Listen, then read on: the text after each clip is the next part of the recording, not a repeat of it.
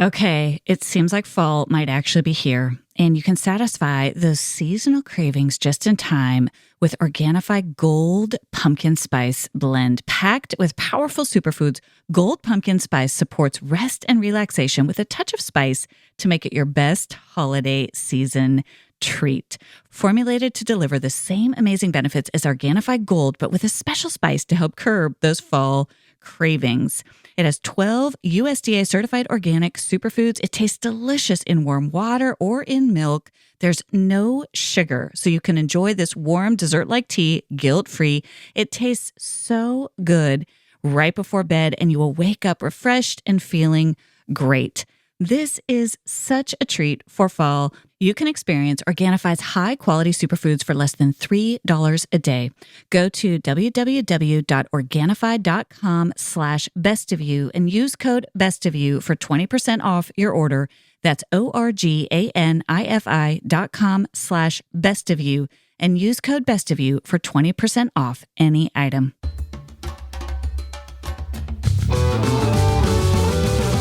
Hey everyone, I'm Dr. Allison, and I'm so glad you're here to discover what brings out the best of you.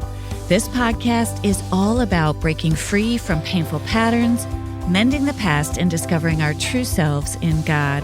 I can't wait to get started as we learn together how to become the best version of who we are with God's help. Hey everyone, and welcome back to this week's episode of the Best of You podcast. I'm so glad you're here. I am loving this series on Faith Talks, where we're looking at some theological concepts, some concepts that primarily relate to our faith journeys through a psychological lens, right? These things go hand in hand. As you know, everything we do on this podcast brings together faith and psychology. And in today's episode, I want to talk to you about a concept that is known as the dark night of the soul.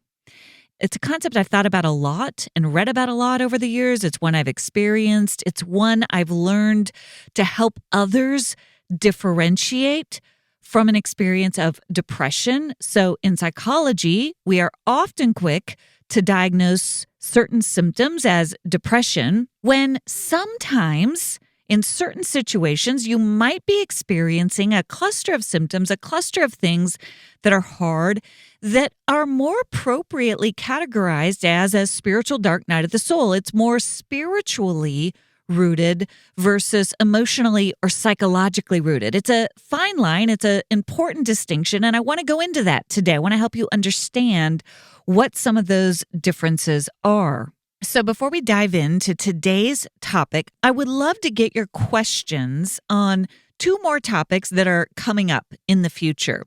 The first is the topic of forgiveness. I think this is a really hard topic for a lot of us. And so I'd love to get your questions. What questions do you have about forgiveness? The second is the topic of grace. What does it mean to receive grace? What does it mean to give grace? I'd love to find out from you, what are your questions on those two topics? There are a couple of ways that you can leave me your questions. The easiest way is to go to the Best of You question doc link in the episode show notes. You can find that right here where you're listening to the podcast. You can find it on my website, drallisoncook.com/podcast. You can also leave questions in your comments on my website, on social media, anywhere that you find me. As we look ahead to talking about forgiveness and grace, I'd love to know what questions you have. And also, if you have questions after today's episode about the dark night of the soul, leave those questions there as well. So what is a dark night of the soul? Well, the term, the dark night of the soul, originates from a book. It was actually a poem that was written by St. John of the Cross. St. John of the Cross was a Spanish mystic. He was a monk. He lived in the 16th century. He was a contemporary of St. Teresa of Avila. If you're familiar with her work, they would write letters to each other. He was in a Carmelite monastery. She was in a nunnery. They were friends. They wrote letters. They were deep lovers of Jesus, deep thinkers, prolific writers. And St. John of the Cross wrote this whole book called The Dark Night of the Soul. It's a wonderful book about this experience of not feeling close to God, essentially feeling distant from God, feeling desolate, empty, even as he wasn't questioning his faith. So what's interesting about The Dark Night of the Soul is that he wrote it while he was in prison. He had been part of some reform efforts that were not welcome in the society as a whole. He was put in prison, and during that time suffered really pretty intense, I would say, psychological abuse and mistreatment. He was by himself. This lasted for about 9 months. And after he got out of prison is when he wrote about the dark night of the soul. So often, a dark night of the soul correlates with an experience of suffering, right? You go through something hard, something really terrible happens.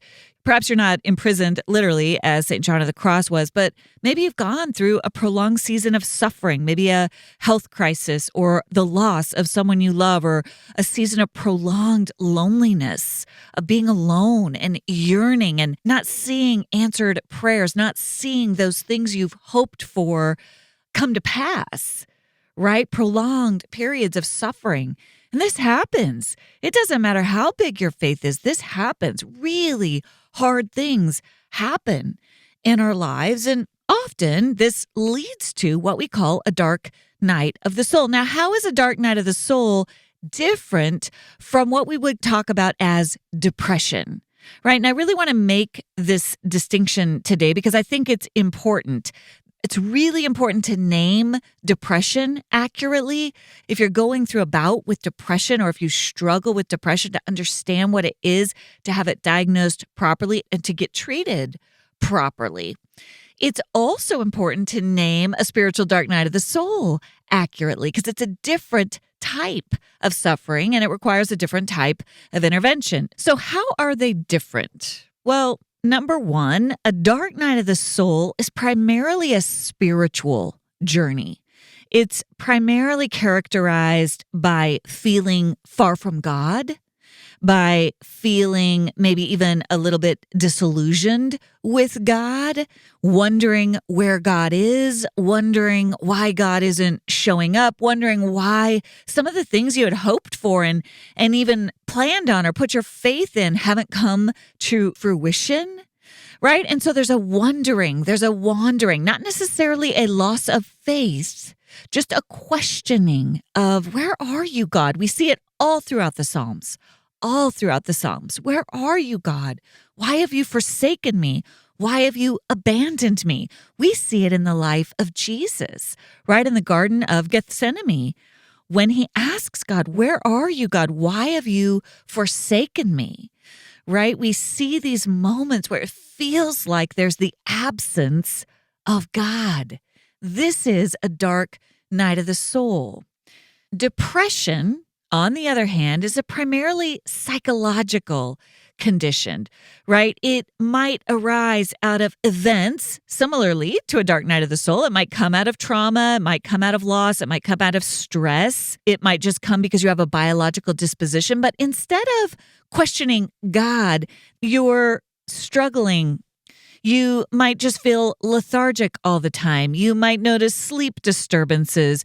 You might have trouble concentrating. You might have a hard time eating. You might not want to get out of bed in the morning. You might have sort of lost interest in some of the things you normally love to do. It's sort of a dark mood that doesn't feel constructive in any way. And so there's sort of a persistent sadness, sometimes an anxiety, a loss of interest in activities that you found pleasurable. Again, it's hard to sleep. You might notice that it's hard to eat. You have a hard time engaging in things that you normally like to do. You might have persistent negative self-talk, a feeling of hopelessness. And this goes on, a lot of these symptoms. We all feel this way from time to time, but you feel a sort of persistent heaviness and a lot of these symptoms over the course of several weeks without any alleviation and without any sense of meaning or purpose, right? And if you are feeling those symptoms, right, if you're feeling really significantly sad, you can't stop crying, things that you normally like to do no longer bring you joy, you're struggling to get out of bed in the morning, maybe you are persistently racked with negative self-talk, you feel hopeless, you might even be contemplating thoughts of death or suicide. This is really important to pay attention to, and you want to reach out for professional help. You want to get help because when we move into seasons of depression, you just can't get yourself out of a rut, out of negative thinking. You can't get yourself into your rhythms that you know would be healthy for you. They're not working. That's when you want to consider therapy. You might consider medication to help you. You might see a psychiatrist. You want to get support. You don't want to be alone in that. You want to move through depression, lift your mood so that you can function in a normal way. You want to bring the floor up. You don't want to stay there. There's nothing good that comes out of that. You want to get help. On the other hand, right? And it's nuanced. A spiritual dark night of the soul, you might not feel a lot of joy, right? You might not necessarily feel a lot of pleasure, but you are connected with a sort of spiritual seeking. There's a sense of questioning. There's a sense of crying out to God. There's a sense of purpose, even if you don't understand what the purpose is, right? You know you're trying to arrive at a deeper truth, at a deeper awareness, at a deeper understanding of God. And God feels distant and it's uncomfortable. It's often very disorienting, but it's very clearly a spiritual journey. So for example, if you're going through a dark night of the soul, you're probably going through your normal day-to-day rhythms. You're not struggling to get out of bed. You're not struggling to sleep, or your appetite isn't gone. You're not experiencing some of those biological and physical symptoms of depression. Instead, as you're going about your normal rhythms, as you're living your life, which you're not struggling to do, you're keenly aware of spiritual questioning. You might be aware that you don't feel that God is close to you. When you go to pray, you might not have that sense of connection, of intimacy, of, oh, this is what it feels like when God is near me. That might be gone. And it can be very disorienting. You might be going through the motions of prayer, but not really feeling connected with God. You might be asking hard questions of God. I don't understand, God. It doesn't feel like you're here. I don't understand this thing that happened. The old ways that I used to make sense of things aren't really working anymore. Maybe I'm even questioning that particular passage of scripture isn't making sense to me anymore, right? So again, unlike depression, you are going about your day-to-day processes. Your biological functions are not interrupted in a dark night of the soul, but you're struggling spiritually. You're asking questions of God. You might be wrestling with God. You might not be clear about God. You might be frustrated with God. You might be angry with God. You might be wondering, where are you, God? Why aren't you showing up? I want to be clear. All of those things, wrestling with God, being frustrated with God, asking God why he's not showing up, all of those things are suggestive of faith that is quite robust. When we're going to God with those questions, with those frustrations, when we're working out those feelings of where are you, God, we are paradoxically turning toward God. Right? We're wrestling with God, but we don't feel the answers. We don't feel the relief that at other times and at other seasons of our life we felt. Today's podcast is sponsored by NutriSense. That was the sound of the NutriSense biosensor that I've been wearing these past few weeks. NutriSense tracks everything I eat and tells me exactly how my unique body is processing the food that I put in my mouth. It's helped me break free from all the fads and trends and actually understand what my body is doing with the foods that I eat. In fact, my nutritionist, Erica, helped me see that some of the snacks I was reaching for during the late afternoon when I was tired and trying to get energy were in fact working counterproductively. She helped suggest some new ones based on my goals. As a result, I'm noticing more stable energy throughout the day. To start decoding your body's messages and pave the way for a healthier life, visit nutrisense.com/bestofyou and get $30 off your first month and 1 month of board-certified nutritionist support. When they ask how you learned about NutriSense, make sure to tell them it was the Best of You podcast. That's nutrisense.com/bestofyou for $30 off your first month and 1 month of board-certified nutritionist support. We love our dogs, and we love to take them on these long hikes in the mountains where they go for miles. We want them to be healthy for a long time to come.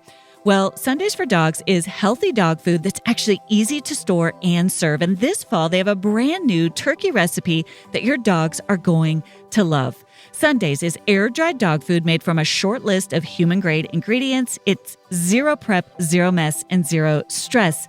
Unlike other fresh food brands, they don't add in synthetic or artificial vitamins, minerals, or flavors. Their food is naturally complete and balanced. We've worked out a special deal for our dog-loving listeners. You'll get 35% off your first order of Sundays. Go to sundaysfordogs.com/bestofyou or use code bestofyou at checkout. That's sundaysfordogs.com/bestofyou. Upgrade your pup to Sundays and feel good about the food you feed your dog. I'll tell you, in my life, I've had moments of both. I've had those moments where God was so close. No matter what I was going through, I could connect to God. No matter how much I was struggling, I had a sense of Christ's presence with me, of God's presence with me. There was a deep feeling of hope, even amidst painful circumstances. And it just means the world. When you have that, you're just like, it's going to be okay. And I feel it and I know it. And God is right there with me. And it's amazing. There are also seasons that we go through where we're struggling, where we're suffering, where something happens that doesn't make sense. And we don't feel God's presence. We don't feel God's closeness. In fact, we might feel abandoned. We might feel alone. We might feel like God's not there. We might feel like there isn't. We don't get that emotional sense of it's going to be okay. God is right here. We don't get that emotional sense of God's with me even in my pain. We might even feel quite abandoned. This is a dark night of the soul, and it's normal. This is what I want you to hear me say today. It's normal. If you're feeling that, you're like, man, I'm praying, I'm struggling, and I just don't feel God's presence. I don't feel his assurance. I don't feel his nearness. I don't feel his comfort. I don't even feel his guidance. I'm not sure what I'm supposed to do.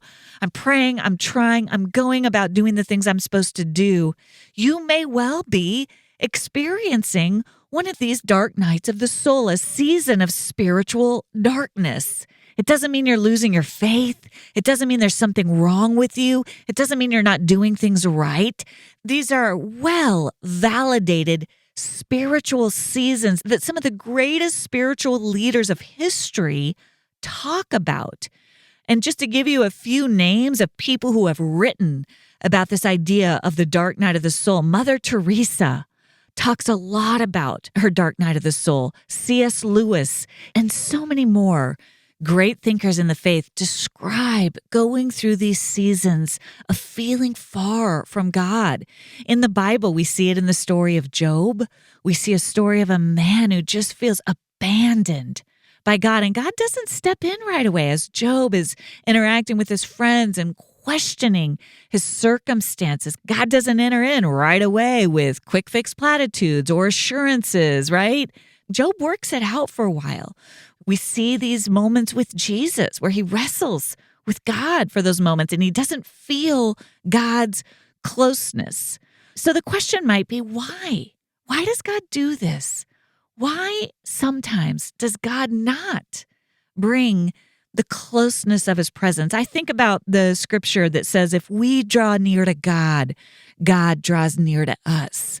And I believe that that is true. I also believe that we don't always feel God's nearness. Things can happen where it's hard to experience God's nearness. So why? Why does God allow those seasons where we don't experience his nearness? Well, a lot of really smart people have written on this topic. I'm going to try to summarize a few of those reasons based on my own research and my own work.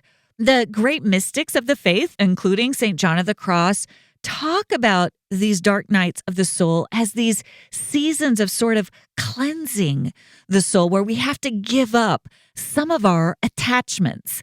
And if you think about your faith, we have faith in God. We love God, right? We believe in God. But if you're human, like all of us, inevitably, these attachments creep in where faith is really in this idea of, well, if I love God, my life will work out okay. Or if I do the right thing, I'll get the right result. Or if I love God enough, my life will look a certain way. I'll be blessed. Everything will look good on the surface. And gosh, it's just not the way life works, right? And so when we go through these dark nights of the soul, something happens that is hard, and it forces us to reckon with some of those attachments. But wait a minute, God. I thought you promised me good things. I thought if I put my trust in you, these bad things wouldn't happen. And God allows that, a little bit of that wrestling. Is that really what I promised you?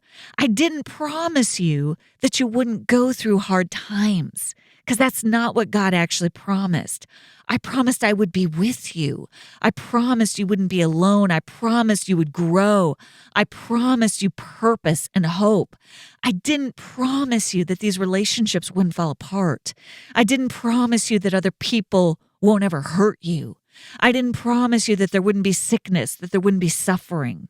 Right? We live in a broken world.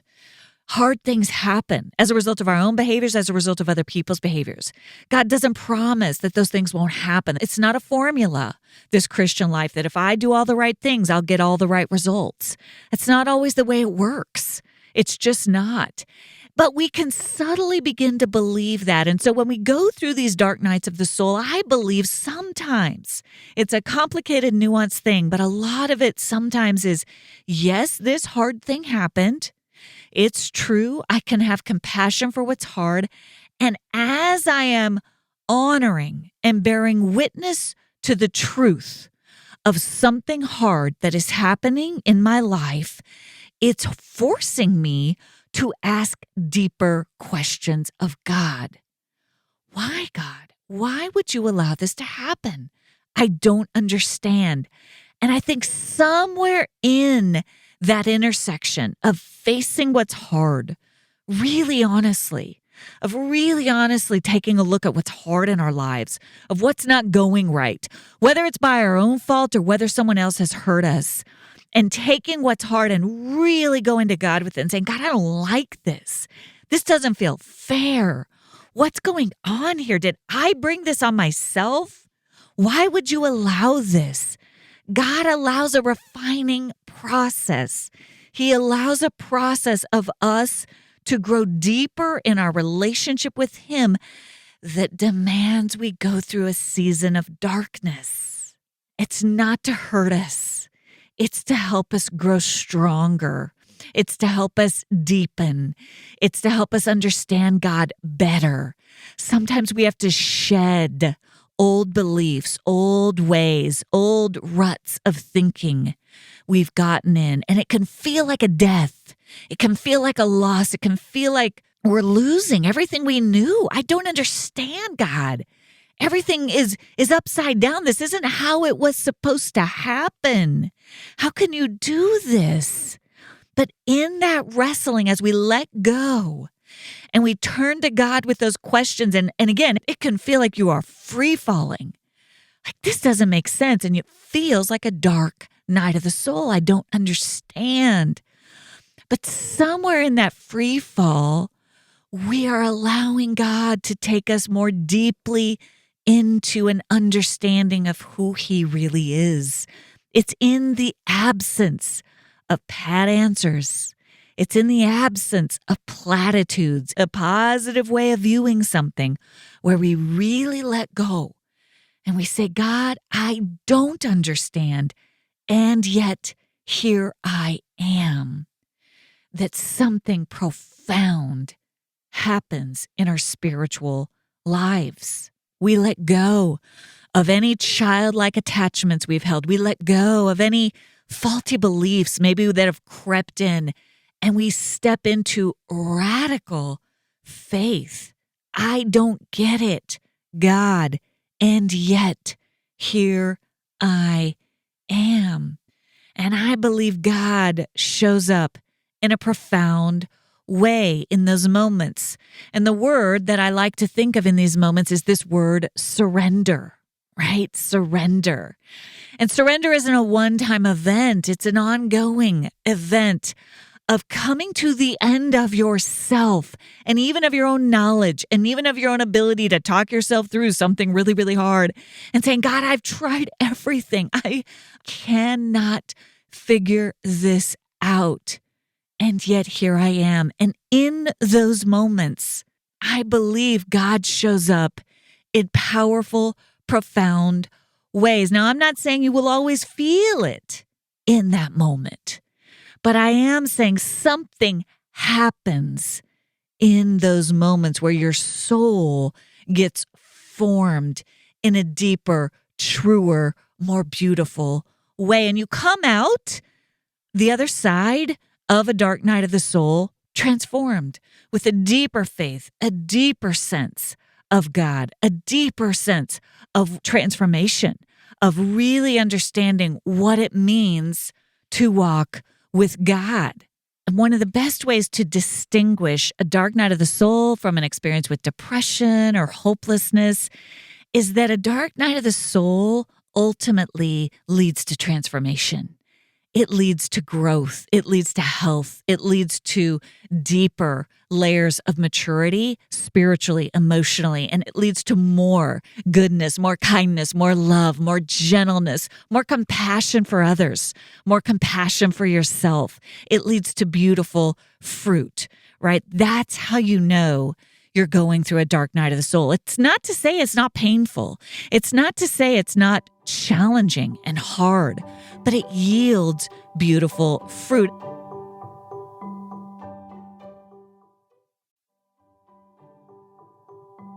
There's a couple of metaphors that I think are helpful, again, in distinguishing a dark night of the soul from depression. A dark night of the soul, you're walking down the path in the forest and it's dark and you cannot see very far. And there are trees, big, tall trees on both sides of you.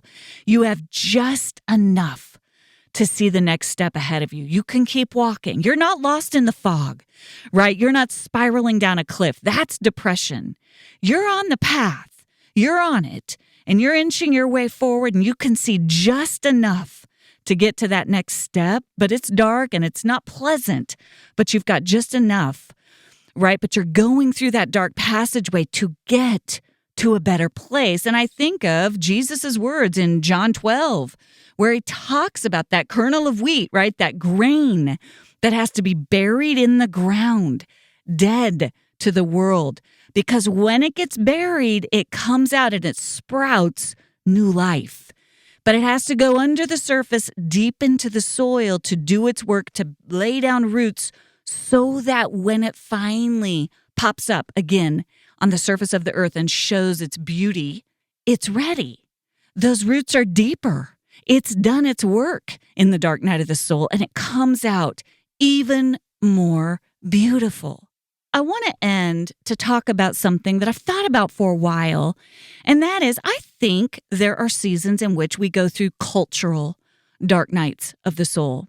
And I think, to be honest, we are in many ways in one of those right now, in this country, in this world. And there's a lot of reasons that I think that, but I think that a lot of people are struggling with these types of feelings right now. Feeling scared, feeling worried, feeling more anxiety, feeling like we believe, we have faith, but God, what are you doing? This is hard. We don't get it. You know, people are wondering about meaning, about purpose. What is this all about, right? We have more access to information than we've ever had before. We can't just stick our heads in the sand. We know what's going on in different parts of the world. We know the suffering that exists all throughout this country, all throughout this world. We can't hide from it. And so there's sort of this collective dark night of the soul. And I'm wondering if some of you have felt that as you've talked with your friends, with your loved ones, with your family members. Like, yeah, we're all kind of struggling right now. Are we all depressed? Well, I don't know, maybe. But in many ways, I think a more apt term is more of a dark night of the soul, more of a spiritual questioning. What's happening? God, yeah, we believe. We trust you. We love you. We also are scared. This is hard. This is complicated. Hard things are happening. Life is hard. Our kids are struggling, right? Our family members are struggling. Our friends are struggling. I hear so often from so many people, I'm struggling, but I don't want to talk about it with my friends because my friends are struggling. We're all struggling. And I just want to name that today. That if you've noticed that, to name that with your friends. I think we're all struggling a little bit. And let's name that, because when we name that, it takes away the shame, right? We're in this together. Yeah, this is kind of a rough season. It's been hard coming out of the pandemic. It's been hard. A lot of the stuff going on in our country and this world right now. And it doesn't feel like we can just say, oh, it's going to get better. We don't see that ray of hope on the horizon collectively, right? The problems feel really complicated. And there's a part of me that while that's hard and while I don't rejoice in that, it makes me turn toward these ideas about the dark night of the soul and says, God, what are you doing? Are you refining us? Are you calling us to go deeper? Not into more pat answers and superficial band-aids and quick fixes. Are you calling us to have deeper conversations with one another, to be more honest with one another about what's hard, to move closer toward one another, right? To move beneath the surface with one another. I need to name this. I need to talk about this. Yeah, I want to hear what's going on with you. What's really going on? How are you feeling about this? We don't have to have all the answers, but we do need to come together, right? I wonder if just naming that in your small groups, in your friend groups, in your family, I don't have all the answers. I can't fix it for you. I can't fix it for myself. But together, yeah, this is a hard season. This might even be a collective dark night of the soul that we're in. And that's not a bad thing. That means it's a little dark. We're walking slowly. We're walking a little more cautiously down the path. We're looking around to make sure our people are okay. We're looking around to make sure we're together. We're not alone. We're looking around and checking in on other people because we're aware that folks could get lost during this season because it's a little disorienting.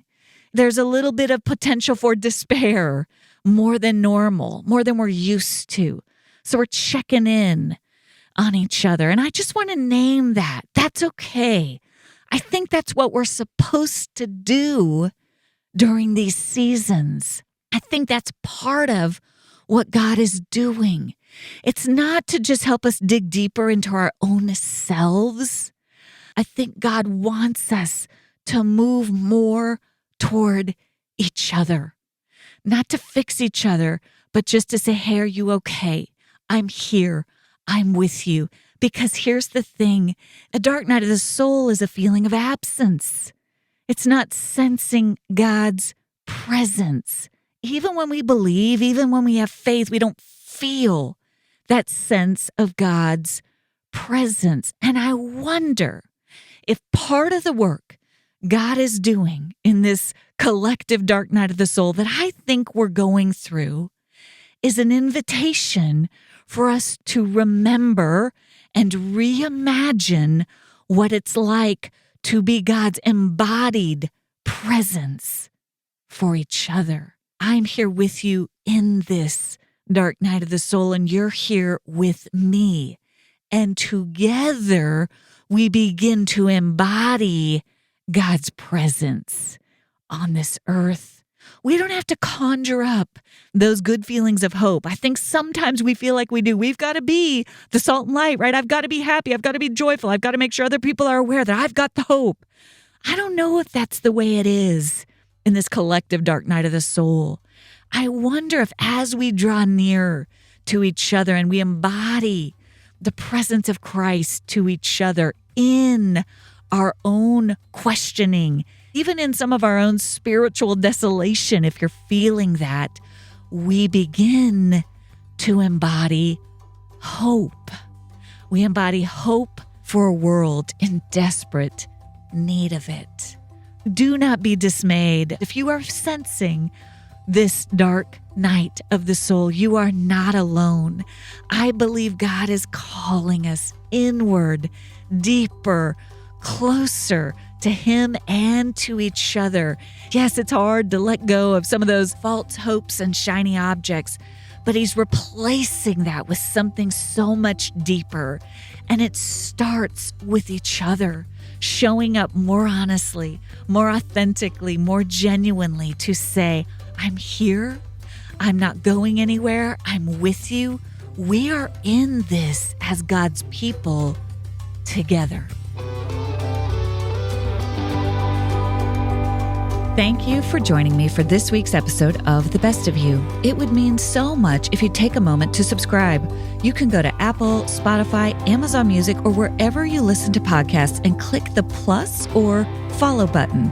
That will ensure you don't miss an episode and it helps get the word out to others. While you're there, I'd love it if you'd leave your 5-star review. I look forward to seeing you back here next Thursday. And remember, as you become the best of who you are, you honor God, you heal others, and you stay true to your God-given self.